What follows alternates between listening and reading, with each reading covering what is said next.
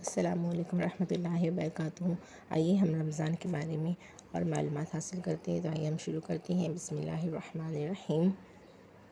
حضرت سیدنا جابر بن عبداللہ رضی اللہ عنہ سے روایت ہے کہ رحمت عالم صلی اللہ تعالیٰ علیہ وسلم کا فرمان ہے کہ میری امت کو ماہ رمضان میں 5 چیزیں ایسی عطا کی گئی جو مجھ سے پہلے کسی نبی کو نہ ملی۔ نمبر 1، جب رمضان مبارک کی پہلی رات ہوتی ہے تو اللہ عز و جل اس کی طرف رحمت کی نظر فرماتا ہے، اور جس کی طرف اللہ عز و جل رحمت کی نظر فرمائے اسے کبھی بھی عذاب نہ دے گا۔ اور نمبر 2، شام کے وقت اس کے منہ کی جو بو ہوتی ہے، یعنی بھوک کی وجہ سے جو منہ سے بدبو آتی ہے، اللہ تعالیٰ کے نزدیک وہ مشک کی خوشبو سے بھی بہتر ہے۔ اور نمبر 3، فرشتے ہر رات اور دن ان کے لیے مغفرت کی دعا کرتے رہتے ہیں۔ نمبر 4، اللہ تعالیٰ جنت کو حکم فرماتا ہے کہ میرے نیک بندوں کے لیے مؤذن یعنی آراستہ ہو جاؤ، عن قریب وہ دنیا کی مشقت سے میرے گھر اور کرم میں راحت پائیں گے۔ نمبر 5، جب ماہ رمضان کی آخری رات آتی ہے تو اللہ عز و جل سب کی مغفرت فرما دیتا ہے۔ قوم میں سے ایک شخص نے کھڑے ہو کر عرض کی کہ یا رسول اللہ صلی اللہ تعالیٰ علیہ وسلم، کیا وہ لیلۃ القدر ہے؟ تو ہمارے نبی نے ارشاد فرمایا، نہیں، کیا تم نہیں دیکھتے کہ مزدور جب اپنے کاموں سے فارغ ہو جائے تو انہیں اجرت دی جاتی ہے؟ سبحان اللہ۔ حضرت سیدنا ابو ہریرہ رضی اللہ عنہ سے مروی ہے کہ صلی اللہ تعالیٰ علیہ وسلم فرماتے ہیں، 5 نمازیں اور جمعہ اگلے جمعہ تک اور ماہ رمضان اگلے ماہ رمضان تک گناہوں کا کفارہ ہے، جب تک کہ کبیرہ گناہوں سے بچا جائے۔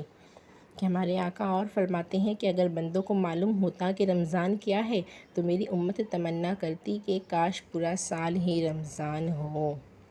حضرت سیدنا سلمان فارسی رضی اللہ تعالیٰ عنہ فرماتے ہیں کہ محبوب رحمت صلی اللہ تعالیٰ علیہ وآلہ وسلم ماہ شعبان کے آخری دن بیان فرماتے کہ اے لوگو، تمہارے پاس عظمت والا اور برکت والا مہینہ آیا ہے، وہ مہینہ جس میں ایک رات ایسی ہے جو 1000 مہینوں سے بہتر ہے۔ اس مبارک مہینے کو اللہ عز و جل روزے فرض کیے اور اس کی رات میں قیام یعنی سنت ہے۔ جو اس میں نیکی کا کام کرے تو ایسا ہے جیسے کسی اور مہینے میں فرض ادا کیا، اور اس مہینے میں فرض ادا کیا تو ایسا ہے جیسے ان دنوں میں 70 فرض ادا کیے۔ یہ مہینہ صبر کا ہے اور صبر کا ثواب جنت ہے، اور یہ مہینہ یعنی غمخواری اور بھلائی کا ہے، اور اس مہینے میں مومن کا رزق بڑھا دیا جاتا ہے۔ جو اس میں روزے دار کو افطار کرائے اس کے گناہوں کے لیے مغفرت ہے، اور اس کی گردن آگ سے آزاد کر دی جائے گی، اور اس افطار کرانے والے کو ویسا ہی ثواب ملے گا جیسا روزے رکھنے والے کو ملے گا، بغیر اس کے کہ اس کے اجر میں کچھ کمی ہو۔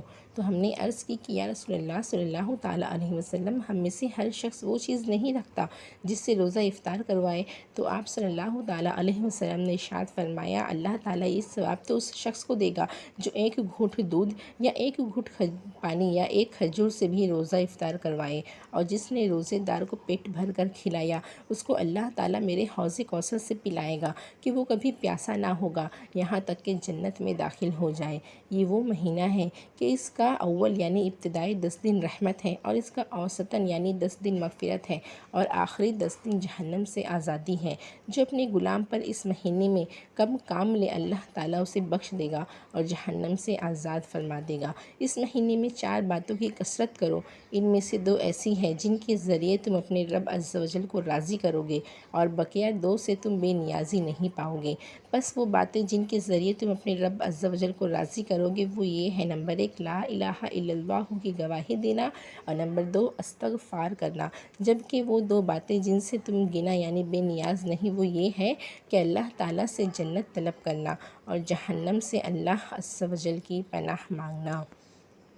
کہ ابھی جو حدیث بیان کی گئی ہے اس میں ماہ رمضان کی رحمتوں، برکتوں اور عظمتوں کا خوب تذکرہ ہے۔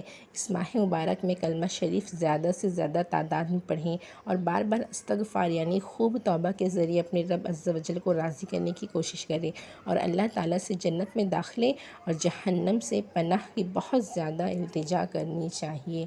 آگے کی اور اچھی ویڈیوز جاننے کے لیے چینل کو لائک کیجیے، شیئر کیجیے اور سبسکرائب کیجیے۔